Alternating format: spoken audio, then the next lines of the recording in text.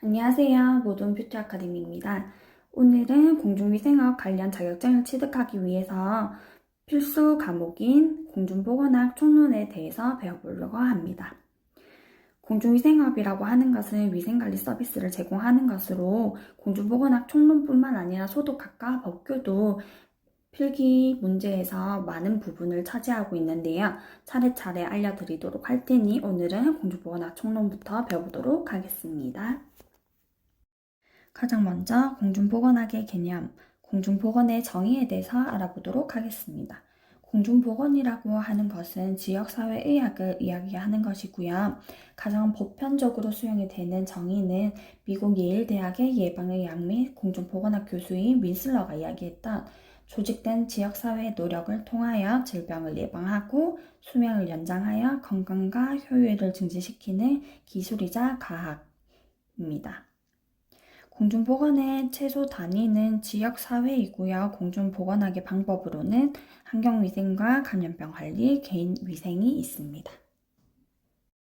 공중보건학의 범위는 환경보건 분야, 역학 및 질병 분야, 보건관리 분야 이렇게 세 가지 분야로 나뉘게 됩니다.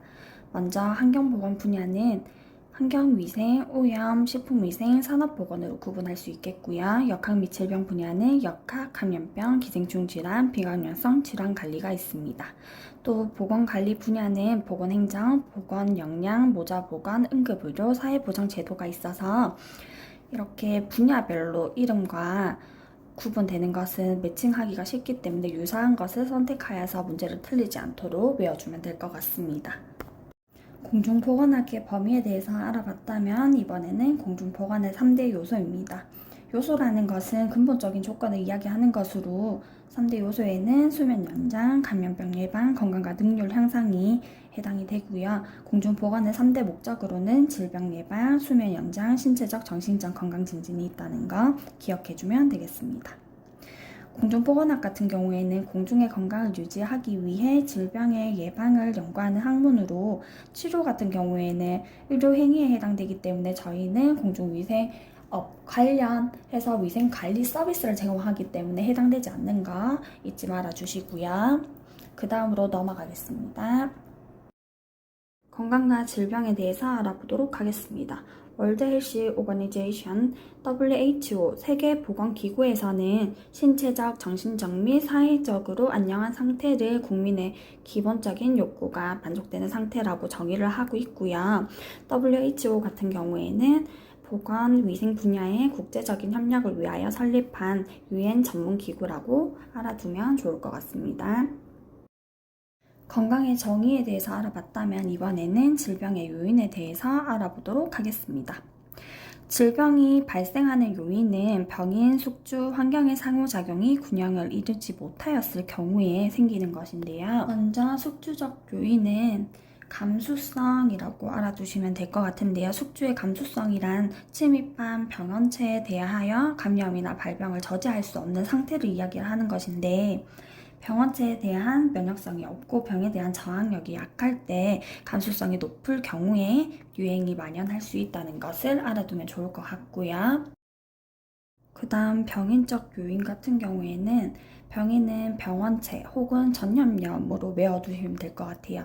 질병 발생의 직접적인 요인이 되는 감염면을 얘기를 하는 것으로 전염을 일으킬 수 있는 전염병의 병원체를 가지고 있어서 감수성이 있는 숙주에게 병원체를 전염시킬 수 있는 근원이 되는 환자나 보균자, 전염동물, 토양 등 병원소와 전염염에 작용을 할 수 있는 모든 것을 이야기하는 것입니다.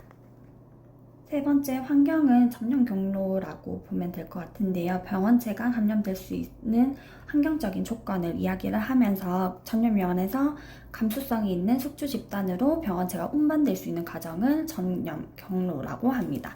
직접적 간접적으로 인한 접촉 감염이나 공기 전파, 동물에 의한 전파, 계달물 전파에 의한 전파 등이 있다는 거 외워두시면 좋을 것 같습니다.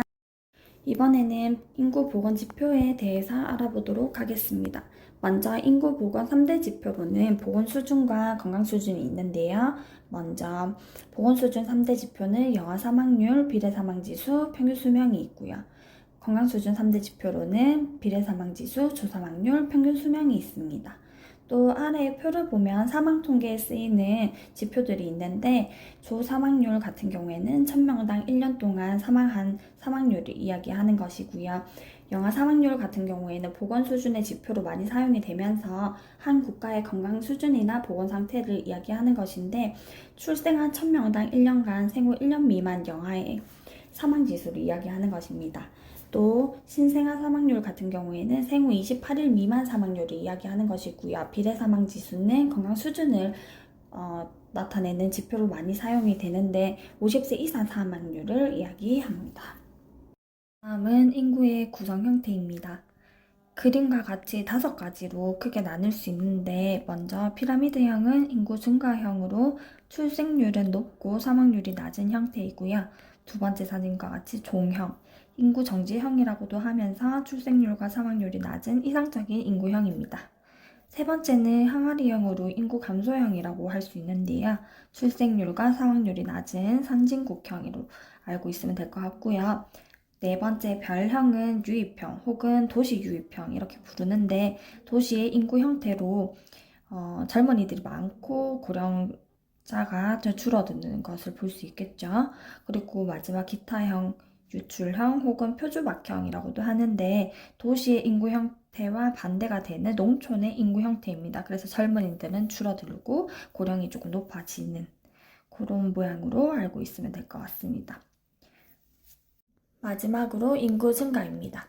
인구 증가 같은 경우에는 자연 증가 플러스 사회 증가가 합쳐진 것이 인구 증가라고 알고 계시면 될 것 같은데요. 출생 인구 그리고 사망 인구, 자연 증가에 해당되는 것이고요. 사회 증가는 전입 인구와 전출 인구입니다.